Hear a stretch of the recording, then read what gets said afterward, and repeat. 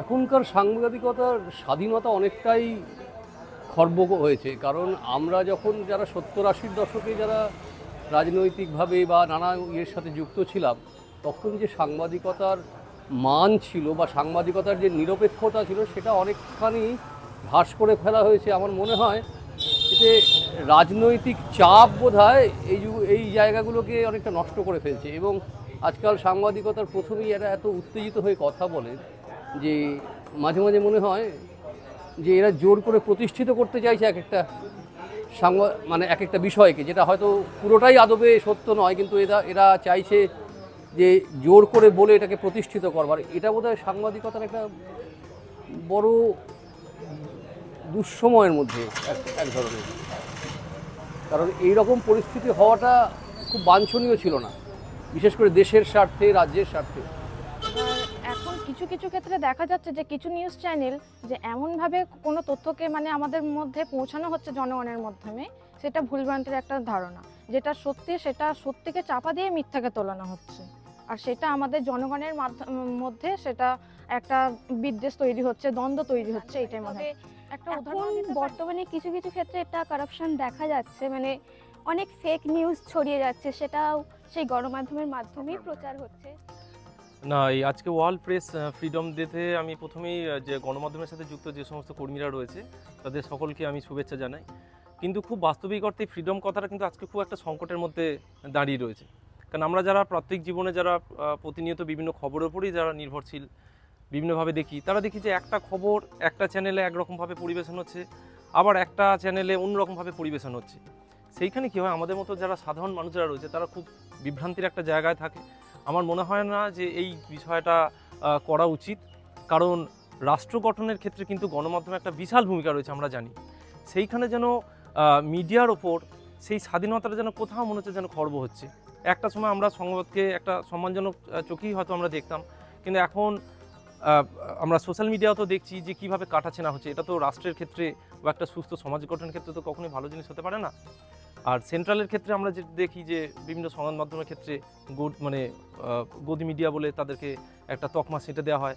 রাজ্যের ক্ষেত্রে হলে দেখা যায় যে চটিচাটা, এরকম নানা রকম খুব অকথ্য মানে সভ্য সমাজের সাথে যায় না সেরকম কিছু বাক্য ব্যবহার করা হয়, যেগুলো আমার মনে হয় স্বাধীনতার আর এই যে বিষয়টা, গণমাধ্যমের যে স্বাধীনতার এই যে বিষয়টা, সেটার উপর কোথাও যেন একটা কালিমালিপ্ত জায়গা তৈরি হচ্ছে।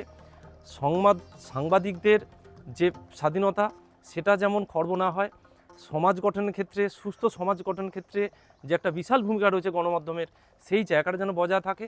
আর আমি বলবো যে কোনো মিডিয়ার ওপরে, প্রেসের ওপরে যেন রাষ্ট্রের কোনো কর্তৃত্ব যেন প্রতিফলিত না হয়, তাহলে কিন্তু সমাজের উপর সেটা কিন্তু গভীর প্রভাব তৈরি করবে এবং মানুষ আরও বেশি বিভ্রান্ত হবে, সঠিক খবরটা তাদের কাছে গিয়ে কোনোভাবেই প্রচারিত হয়ে থাকে। কিন্তু বর্তমানে দেখা যাচ্ছে বিভিন্ন খবরকে আরও বেশি গুড়জল মিশিয়ে বা আরও বেশি মানে সত্যটাকে প্রতিহত করে মিথ্যেটাকে বেশি প্রচার করা হচ্ছে সংবাদ মাধ্যমে টিআরপিগুলোকে বাড়ানোর জন্য, বা বিভিন্ন নিউজ চ্যানেলের যে মানে যে যা টিআরপি বাড়ানোর আর কি লক্ষ্যে প্রচণ্ড প্রতিযোগীপূর্ণ হয়ে উঠেছে।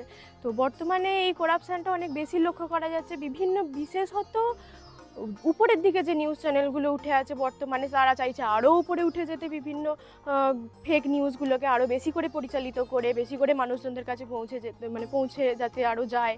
হ্যাঁ, তো মানুষজনরা সেইটাকেই বেশি করে অ্যাডপ্ট করছে, সত্যিটাকে প্রচারিত যেহেতু হচ্ছে না, কম হচ্ছে, তো মানুষজন সেটাকেই অ্যাডপ্ট করে বেশি সেটাই ছড়িয়ে পড়ছে, সত্যিটা আরও অনেক বেশি প্রতিহত হয়ে পড়ছে। দেখুন, আজকালকার দিনে যে সাংবাদিকতা যারা করে তাদের সংবাদ পরিবেশনের মাধ্যমে যেটা আমরা বুঝতে পারি, সেটা কখনোই নিরপেক্ষতা অবলম্বন করে করা হয় না। যে চ্যানেল তার মতো করে সে সংবাদ পরিবেশন করে, এবং সেক্ষেত্রে সাংবাদিকতা আগে আমরা যেরকম দেখেছি যে তারা নিরপেক্ষতা বজায় থাকতো, পক্ষ বিপক্ষ দুপক্ষেরই কথা মানুষ জানতে পারতো, মানুষ সিদ্ধান্ত নিত যা করার কথা, কী করবে না করবে। আমি বেসিক্যালি খেলার জগতের লোক, খেলার জগতেও দেখেছি দুটো দেশের খেলা হলে দেখা যায় যে এমনভাবে খেলা পরিবেশন করছে যেন যুদ্ধ লেগেছে। খেলা তো হচ্ছে না, যেন যুদ্ধের পরিবেশ তৈরি হয়েছে। সেটা কখনই কাম্য নয়। খেলা একটা সংহতি, বন্ধুত্বপূর্ণ ব্যাপার, সেখানে কেউ জিতবে কেউ হারবে। খেলা সংক্রান্ত থেকে বিষয়ে এমনভাবে পরিবেশন হয়, এমনভাবে তার উপস্থাপন করা হয় যেন মনে হয় যেন একটা দুটো পক্ষ যেন যুদ্ধে মুখোমুখিতে নেমেছে। হ্যাঁ, যুদ্ধের বাতাবরণ তৈরি হয়েছে। কে হারবে কে জিতবে সেটা তো খেলার মাঠে সিদ্ধান্ত হবে। যে ভালো খেলবে সে জিতবে, এরকম লাগে ওরা দেখে এসেছি। কিন্তু এখন সেটা সেইভাবে হয় না। এখন সাংবাদিকরা যেভাবে চাপিয়ে দেবে মানুষ সেভাবেই শুনবে, এইটা কিন্তু অতীতে ছিল না। এটা কিন্তু এখন কিন্তু এটা দেখা যায় যে সাংবাদিকরা যেভাবে বলবে, যেভাবে চাপিয়ে দেবে, সেটাই যেন মানুষকে শুনতে হবে এবং শুনতে বাধ্য থাকবে, এই একটা ব্যাপার শেয়ার করে দিচ্ছি, যার জন্য আগে সঠিকটাকে বিবেচনা না করে এই যে ভুয়ো খবর দিনের পর দিন ছড়িয়ে যাওয়া আমাদের তো প্রাত্যহিক জীবনে তো খুবই ক্ষতি করছে। ভুল জিনিসটাকে আগে ছড়িয়ে দিচ্ছি, এর মধ্যে বিভিন্ন জিনিসের তো আমরা ঠিক ভুল তো বিচার করতে পারছি না, উল্টে আবার বিভিন্ন জায়গা থেকে আরো বিদ্বেষ তৈরি হচ্ছে, মানুষের মধ্যে দ্বন্দ্ব তৈরি হচ্ছে। যেমনটা ওরাও সংবাদ বলছে। মাধ্যম যে আমাদের দেখায় নানা চ্যানেলে নানান ধরনের একটা বিষয় নিয়ে নানান ধরনের নানান কিছু দেখায়, তো সেখানে মূল বিষয়টাকে অল্প করে বলে আর অন্য বিষয়গুলোকে বেশি করে জোর দিয়ে বলছে। তো